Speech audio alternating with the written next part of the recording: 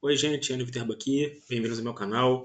Hoje a gente vai falar sobre a última entrevista do Barroso, do ministro Luiz Roberto Barroso, presidente do Supremo Tribunal Federal. Só que antes disso, eu queria pedir para vocês se inscreverem no canal, tá?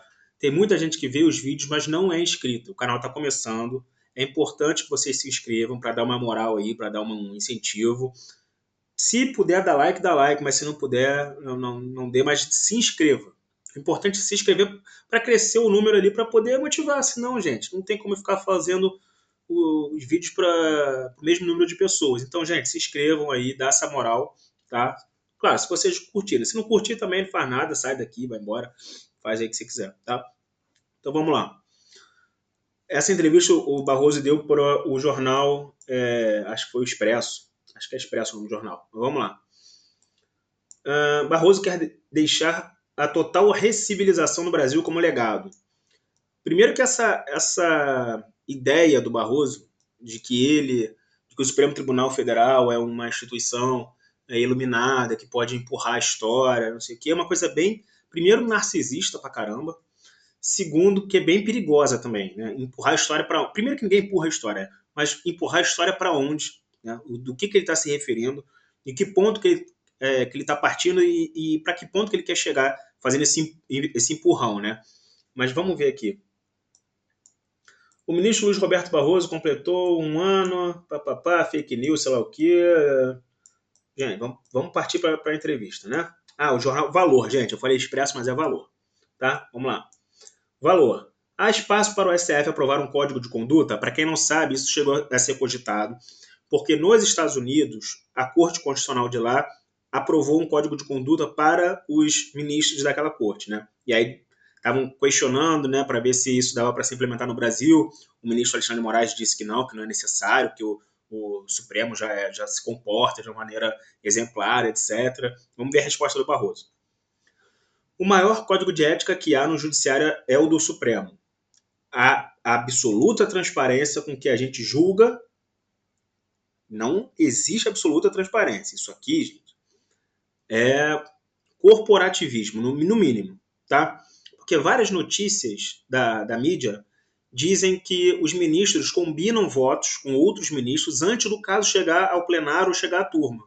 Então, quando o caso já chega lá, a defesa já vai rendida. Pode fazer a sustentação oral que quiser, pode fazer o que quiser, porque os ministros já combinaram os votos nos bastidores. E nenhum ministro nunca negou isso, tá? Eu lembro de uma ministra que não fazia isso. Eu acho que era a Rosa Weber, se eu não me engano, tá? Eu posso... Não sei se é a Rosa Weber, mas era... Ai, meu Deus. Ellen Grace? Não lembro, gente. Mas tinha uma ministra do Supremo Tribunal Federal que ela era conhecida como Coreia do Norte, porque ela não aceitava que os outros ministros viessem falar com ela sobre os julgamentos, ela não aceitava que os ministros mandassem para ela, para o gabinete dela, os votos antes do julgamento, ela não aceitava esses acordos de bastidores, tá? Então, assim, é esse tipo de postura que a gente tem que ter. Os ministros têm que chegar lá no plenário sem ter as informações do outro ministro, né? Sem ter sem ter as informações, vamos dizer que seria muito rigoroso, né? O relator pode enviar o voto dele, mas sem combinar, que é isso que a mídia diz que existe, né? E aí, estou me referindo ao que a imprensa publica, tá? Não estou criando teoria aqui não, pode jogar no Google aí. Vamos lá. A absoluta transparência com que a gente julga e com que a vida dos ministros é acompanhada pela imprensa. Isso aqui também é falso, tá? Porque se alguém quer acompanhar assim mais, de uma forma um pouquinho mais detalhada, pode acabar caindo num inquérito maluco desse do ministro Alexandre de Moraes, tá? Então, dizer que as pessoas acompanham a vida dos ministros é, no mínimo, uma hipocrisia. Até porque não são todos os ministros que publicam a agenda no site do STF. Vocês sabiam disso? Não são todos os ministros do Supremo Tribunal Federal, vou repetir que é muito importante, não são todos os ministros que publicam suas agendas institucionais no site do Supremo Tribunal Federal. Então tem ministro que a gente nem sabe o que ele faz durante a semana.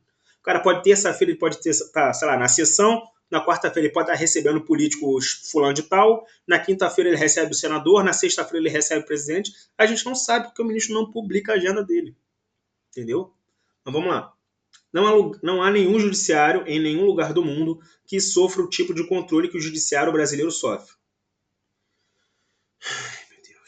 céu. Meu Deus do céu. Meu Deus do céu. Eu acho que ele fala essas paradas pra infartar, gente. Pra infartar. Porque que controle que o judiciário brasileiro sofre, pelo amor de Deus. O Senado não faz nada contra o Supremo Tribunal Federal. Nada. Alexandre de Moraes pode explodir o prédio lá do Senado que não vai dar nada. Ninguém vai fazer nada. Tá? Então, pelo amor de Deus.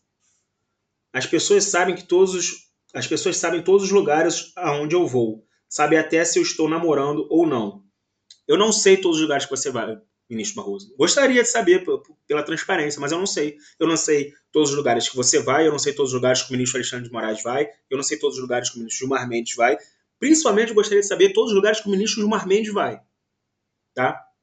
Que é um ministro que a imprensa diz que tem várias conexões com políticos. Então eu gostaria muito de saber todos os lugares que o ministro Gilmar Mendes vai. Mas eu não sei. Eu não sei porque eu não tenho essas informações. Ninguém divulga isso. Tá? Sabem até se eu estou namorando ou não. Colocar essa questão do namoro numa questão institucional, né? Porque ninguém quer saber se você namora ou não, Barroso. As pessoas querem saber se você não está gastando R$ 1 milhão, sei lá, 3 milhões, 10 milhões, 20 milhões, para ir ver jogo de Champions League com a segurança paga pelo Supremo Tribunal Federal, como foi o ministro Dias Toffoli. É só isso que a gente quer saber, tá? Se você está namorando a Dercy, se você está namorando quem você quiser namorar, eu não tô nem aí, tá bom? Tô nem aí. Mas vamos lá. Não seria importante institucionalizar isso? Resposta do Barroso. Eu não descarto a possibilidade de um código de ética, embora já exista a lei orgânica da magistratura, que o Supremo Tribunal Federal não segue. Não segue. E não tem ninguém para fazer cumprir essa legislação da lei orgânica da magistratura. E por que não só? E por que não cumpre? Porque vários ministros ali têm atividade político-partidária, gente. Vários ministros ali têm atividade político-partidária. E eu não estou fazendo acusação leviana aqui, não. A gente vê pelos despachos, pelas entrevistas. A gente tem entrevista do ministro Gilmar Mendes, por exemplo, criticando Deltan Dallagnol, criticando o Sérgio Moro, com um claro ponto de vista ideológico, e isso chegou a tal ponto que ele foi condenado pela justiça, pelas falas dele, ofendendo o Deltan e ofendendo, acho que o Sérgio Moro não, mas ofendendo o Deltan Dallagnol. Então, não vem aqui dizer que a lei orgânica da magistratura já rege todos os atos do Supremo Tribunal Federal. Até porque quantas vezes o ministro Gilmar Mendes não foi para a imprensa antecipar o voto dele? Dizendo uma questão que poderia chegar lá no Supremo Tribunal Federal, ele já antecipando o voto dele nessa entrevista. Entrevista assim, entrevista também. Então não vem aqui dizer que não, já tem a lei orgânica da magistratura, não precisa. Pelo amor de Deus, né? Jorge de Mateus. Diante da transparência que existe, cada um faz as suas decisões pessoais e se sujeita à crítica pública. Crítica pública que não adianta de nada, né? Não adianta de nada porque nenhum senador consegue fazer alguma coisa contra o ministro, então não adianta de nada a crítica pública. Isso tem sido discutido internamente? A pergunta. Neste momento, não há uma discussão sobre a edição de um código de conduta. Muito obrigado, Barroso. Você é o presidente do Supremo Tribunal Federal. Era você que deveria iniciar essa conversa, no mínimo. O que eu incentivo, mas cada um tem o direito de fazer as suas escolhas, é que a agenda seja pública. Porque não é, gente. E você não tem que incentivar, não. Você tem que impor isso. Gente, se o presidente do Supremo Tribunal Federal não pode impor que a agenda dos ministros seja pública, aí acabou. Aí acabou. Você não está querendo que eles coloquem agenda particular. Gente, não é agenda particular, é agenda institucional. E nem isso é público, pelo amor de Deus. Barroso, você não consegue fazer isso. Meu amigo, pede as contas. Pede as contas, pô.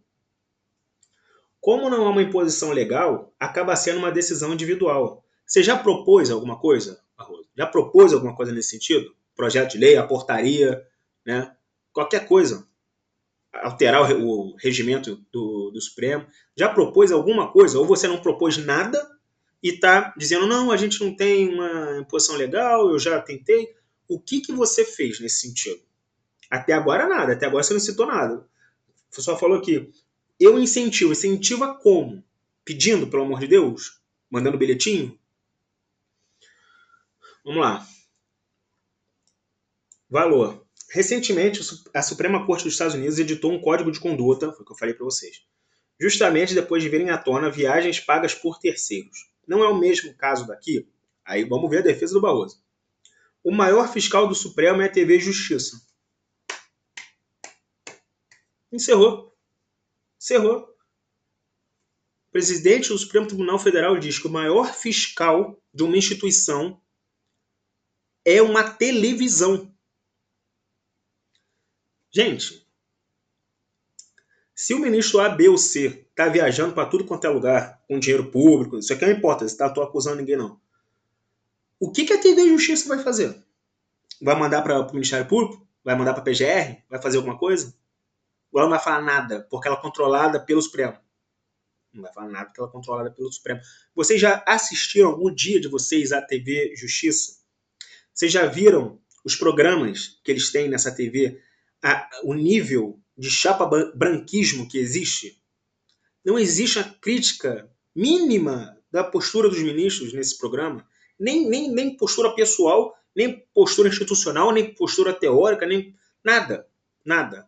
O ministro, sei lá, o Fachin, pode escrever uma barbaridade no voto dele, de qualquer processo, que a TV Justiça só vai falar assim: Fachin escreveu isso e aquilo. Não vai entrar e falar assim, isso aqui é um absurdo, que não sei o que. Não vai. Porque ela é controlada. Vamos lá. Qualquer pessoa pode ver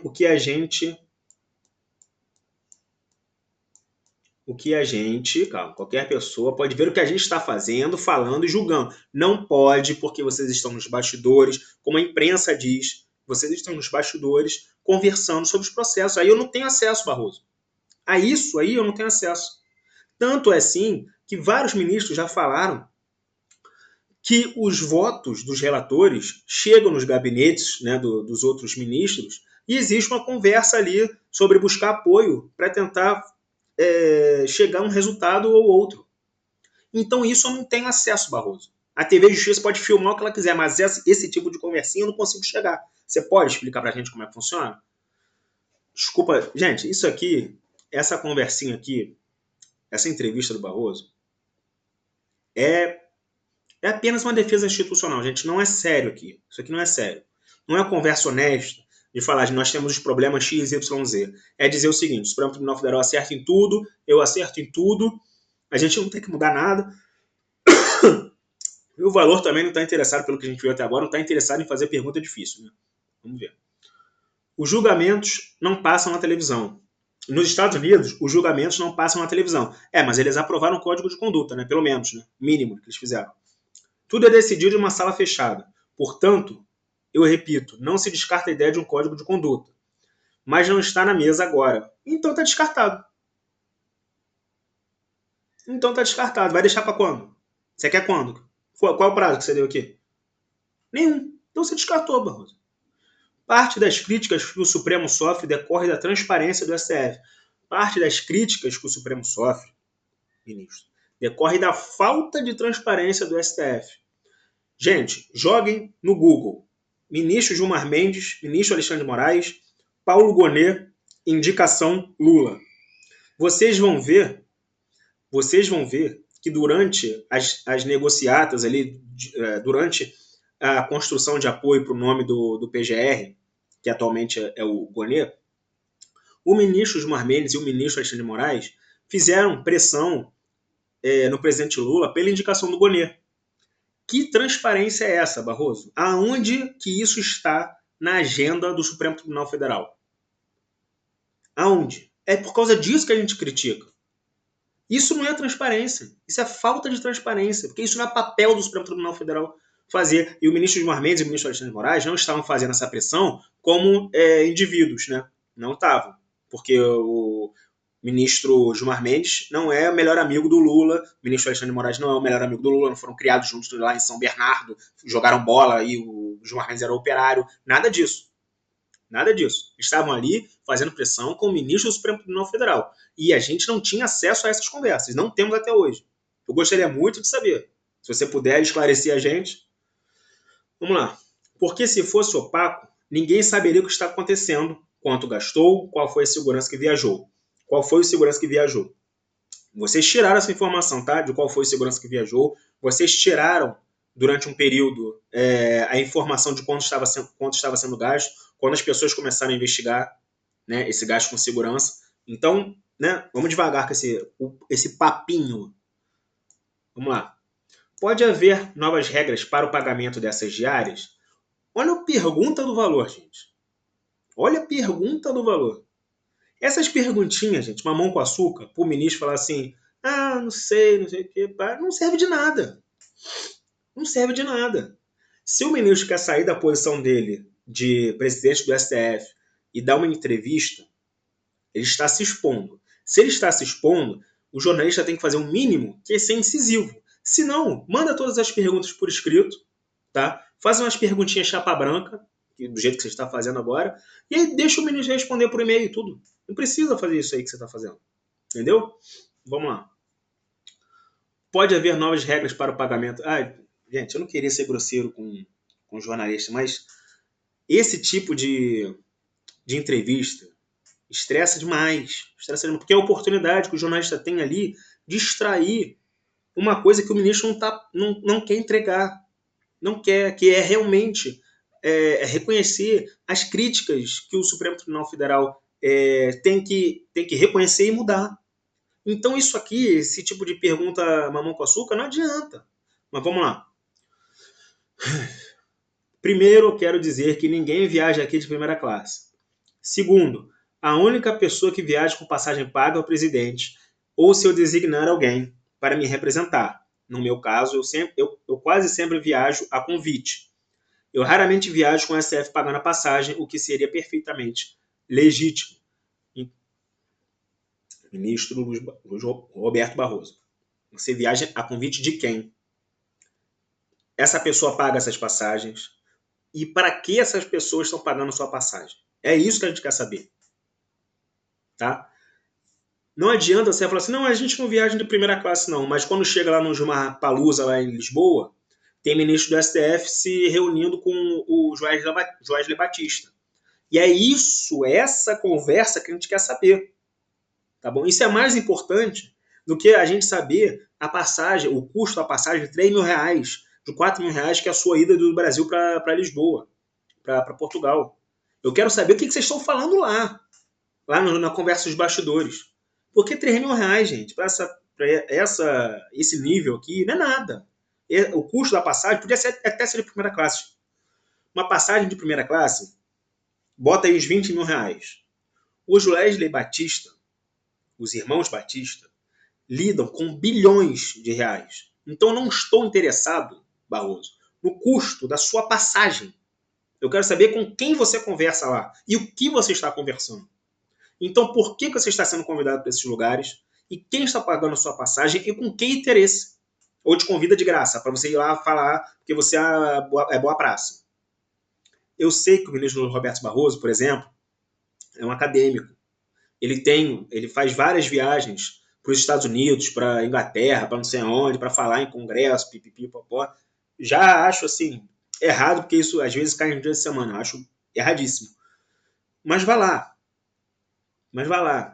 Vai para os seus congressos. Deixa o contribuinte liberando o servidor público no dia de semana para você ir fazer o seu congresso acadêmico, para não trazer nada para o Brasil. Tudo bem. Mas assim, que instituição que está organizando esses congressos? E qual o interesse dessa instituição em ter o ministro lá? Porque a gente já viu pela imprensa algumas instituições que promovem esses congressos que são instituições de empresários, gente. Salvo engano, a LIDE já fez isso mais uma vez. E a portas fechadas. Chamou os ministros para falar em evento no exterior a portas fechadas. Então não me venha com esse papinho de que eu viajo a convite, sei lá o quê, eu raramente viajo com a SF pagando a passagem. Que não é isso que a gente quer saber. Bom, vamos lá. Mas houve casos de diárias pagas de segurança no exterior durante eventos particulares dos ministros. Valor, pelo amor de Deus. O ministro já tinha falado sobre isso anteriormente. Isso aqui era a hora de você ali fazer um drible ali, entendeu? Acionar uma carta armadilha, fazer alguma coisa, que o ministro já tinha respondido essa pergunta antes. Então, vamos lá. Barroso, essa questão é um pouco mais delicada. Eu também acho. Porque se tornou imprescindível, infelizmente, a viagem com segurança. Isso mudou de 2018 para cá. Antes era aqui a panaceia da segurança. Os ministros eram adorados por onde passavam. Antes de 2018. Antes de 2018, o ministro Marmendes gozava de uma reputação assim. Ele era amado por todas as pessoas na rua. Amado. Então, de fato, foi realmente só de 2018 para cá que aconteceu isso. Eu gosto de lembrar que eu fui à final da Copa do Mundo de 2014 com a minha mulher e os meus 2 filhos, só nós 4, sem nenhuma segurança. Isso no Maracanã, no Rio de Janeiro. Hoje a gente não pode mais sair na rua. Alguma coisa aconteceu no Brasil que extraiu essa agressividade, extraiu o pior das pessoas. Eu quero muito investir em pacificação e na retomada da civilidade, mas a gente depende um pouco de conseguir julgar os inquéritos do 8 de janeiro, de acabar com essas investigações. Barroso, você é o presidente da corte. Pelo amor de Deus, você não consegue nem isso. Nem isso. Porque há quanto tempo que a gente ouve isso, gente? Quanto tempo que a gente ouve esse papinho de não, semana que vem os inquéritos acabam. Semana que vem a gente vai ter um final desses inquéritos. E o inquérito das fake news foi aberto em 2019. 2019, gente. Pelo amor de Deus, até 2024. Então vamos lá. Valor. O senhor já conversou com o ministro Alexandre de Moraes, que é o relator, sobre o assunto, Barroso? Sim. A expectativa é que, depois das eleições, o Procurador-Geral da República, Paulo Gonet, já tenha condições de definir o que ele quer arquivar e o que ele quer denunciar. Por que depois das eleições, Barroso? Por quê? Por quê? Para não atrapalhar? Para não ser acusado de usar os inquéritos para politicagem? É lamentável que a gente ainda tenha que ouvir do presidente do Supremo Tribunal Federal praticamente reconhecer que eles não vão fazer isso antes das eleições porque não querem que o Paulo Gonet e o Supremo Tribunal Federal seja acusado de usar esses inquéritos ali para fins políticos. Né? Porque assim, gente, os inquéritos têm que investigar quem tem que investigar. Né? Tirando a parcela que está sendo investigada e que não deveria estar lá, morador de rua, padeiro, mecânico, essa galera que está lá e que não tem nada a ver com político com foro privilegiado, está sendo investigado no Supremo Tribunal Federal porque o ministro quer e porque o PGR não tem coragem de contrariar o ministro. Falando português aqui, né? Claro. Mas vamos lá. Somente sobre os atentados de 8 de janeiro, aí Barroso. Eu acho que, sobretudo, sobre os inquéritos em geral. Tem o inquérito das milícias digitais, o das fake news. Na verdade, de 8 de janeiro são muitos inquéritos. Tem de financiadores, dos executores, dos mentores, mas eu tenho a expectativa de que esse pacote inteiro já esteja próximo do fim. Até porque o país voltou a uma normalidade. Há um prazo para isso? Eu gostaria que os inquéritos terminassem tão breve quanto possível. Agora é preciso lembrar que os inquéritos demoram, porque os fatos foram acontecendo. O Supremo desempenhou um papel decisivo de enfrentar o radicalismo na extrema-direita. Gente, pelo amor de Deus. Não vou entrar nessa. O episódio daquele deputado, Daniel Silveira, que foi condenado, se a gente não reagisse, o mundo ia desabar naquele abismo de agressividade, de grosseria, de ameaças. Então, o deputado Daniel Silveira, a condenação do Daniel Silveira, foi para mandar um recado. Tá? É isso aqui que o ministro Roberto Barroso está falando. A condenação do Daniel Silveira foi para mandar um recado. Tá? E notem que ele equipara a reação com a condenação. Em nenhum momento aqui ele passa aqui a hipótese do Daniel Silveira ser inocente. E detalhe, quem reage não é o Supremo Tribunal Federal, é a PGR. Tá? O Supremo Tribunal Federal não pode condenar sem denúncia. Então, nitidamente, o Barroso já coloca o Supremo Tribunal Federal como parte da engrenagem ali que faz as condenações. Faz a denúncia, desculpa. Vamos lá. Agora o país está de volta à normalidade democrática. As pessoas têm divergências normais, não tem mais ameaça. Vai ser possível concluir os inquéritos ainda na sua gestão? Tenho a firme expectativa de que esses inquéritos podem ser encerrados. Blá, blá, blá. Eu já conversei com o Alexandre Moraes. Nós temos a visão que já há um horizonte de término à vista, mas vai depender do Ministério Público. Valor. A decisão de suspender o X no Brasil foi acertada? O que o repórter espera que o Barroso fale? Fale, não, errou, tá completamente errado ali o Alexandre. Um absurdo ter feito aquilo. Ele vai dizer isso numa entrevista, gente? Repórter, você esperava que ele falasse o quê aqui? Gente, não pode chegar aqui pro presidente do Supremo e fazer uma perguntinha dessa, gente, pelo amor de Deus. É para chegar já com a doutrina de XYZ, ou a jurisprudência de XYZ, o ministro, na sua visão, o que você acha diante disso daqui, desse cenário? Porque senão, gente, vai para uma respostinha bem... Vamos lá. A questão do X é muito simples e não há razão para politizá-la. Pela legislação, toda empresa estrangeira que atua no Brasil precisa ter um representante legal no Brasil. O X retirou seu representante do Brasil. Portanto, teve suspensa a sua operação. Não fala aqui que o gabinete do ministro, enviou uma intimação para o X, né, para representante legal do X, para o e-mail errado. Isso aqui ele não fala. Né? Vamos lá. Então não há nada de extraordinário, salvo uma politização que eu acho que não cabe. Uma politização de quem? Esta decisão não deveria ter sido tomada pelo plenário? Barroso, a competência era da primeira turma, que tem 5 ministros. É uma fração representativa do tribunal. A turma poderia, se quisesse, ter afetado ao plenário, mas isso aqui você não conversou com o relator, né? Essa decisão aqui, que era uma decisão fundamental, isso aqui você não entrou no mérito ali de tentar falar, Alexandre, tem como submeter isso daí para o plenário, que é uma decisão gigante? Mas entendeu que poderia decidir e decidiu unanimamente. E eu não acho que haveria muita divergência no plenário, porque a lei é bem clara. A lei é bem clara, Barroso, e ela não permite que pessoas que não fazem parte do inquérito sejam multadas em 50 mil reais se elas usarem o Twitter via VPN. As pessoas não fazem parte do inquérito. Tem pessoas que podem receber uma multa lá, se a gente fosse na decisão preto no branco, tá? E que não foram intimadas. Não tem nem noção de que esse inquérito tá rolando. Isso faz parte da lei? Que artigo que as pessoas que não participam de um inquérito podem ser multadas em 50 mil reais, mesmo não tendo ciência da existência desse inquérito?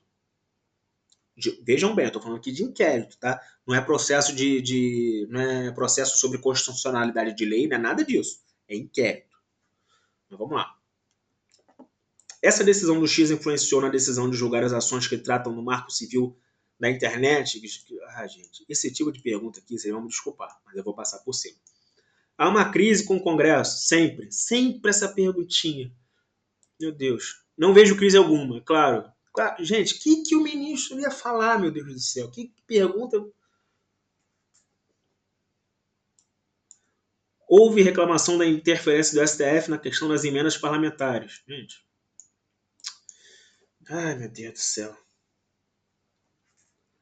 Valor. Este ano, o STF foi peça importante nas vitórias da União, como na revisão da vida toda e o índice de correção da FGTS. O impacto fiscal pesa nas decisões da Corte?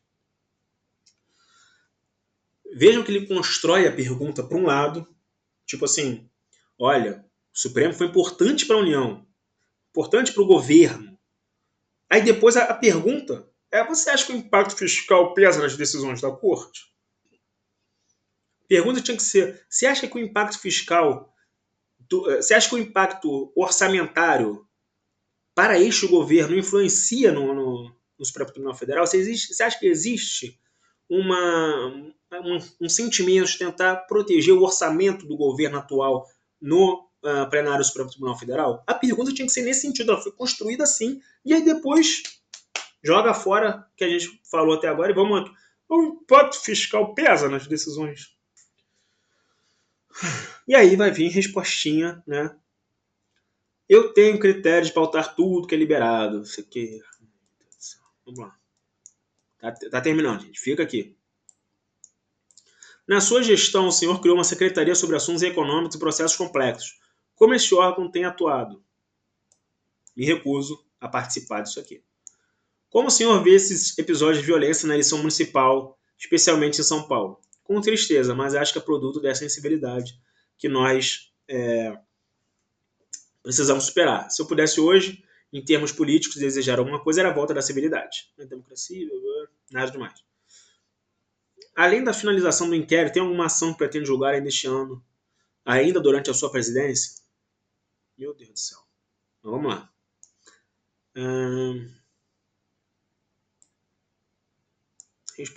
Gente, são perguntas assim. Perguntas para o ministro falar o que ele quer falar. O que ele já queria falar. Entendeu?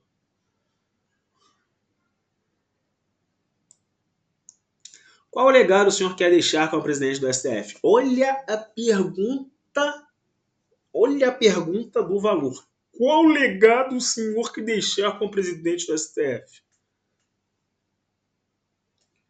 O que o ministro vai falar? Quero deixar um Brasil pior. Quero que tudo se exploda mesmo. Vamos ver a respostinha? O legado institucional que eu queria deixar é a total recivilização do país. E para isso eu dependo do fim desses pontos de tensão, como os julgamentos sobre o 8 de janeiro. Sabe como é que a recivilização poderia começar, Barroso? Com você tirando esse pessoal que não tem por que ser julgado no STF. Tipo um morador de rua que foi preso, ficou 11 meses preso e depois foi absolvido por falta de provas. Por que esse cara tá sendo julgado no STF? É esse tipo de coisa que torna as pessoas incivilizadas. Porque você não explica, porque você passa por cima, porque o valor aqui não se deu o trabalho de perguntar isso. É isso aqui que pega pra gente, Barroso, entendeu? Na próxima entrevista, se você puder tirar uma perguntinha para explicar essas situações absurdas, processuais que vem acontecendo, aí realmente a gente pode falar de civilização, de civilidade. Mas até lá, Barroso, aí vai ficar essa farra do boi aqui, entendeu? Vai ficar essa mamatinha aqui, tá? Gente, é isso. Se inscrevam no canal, tá? E até a próxima.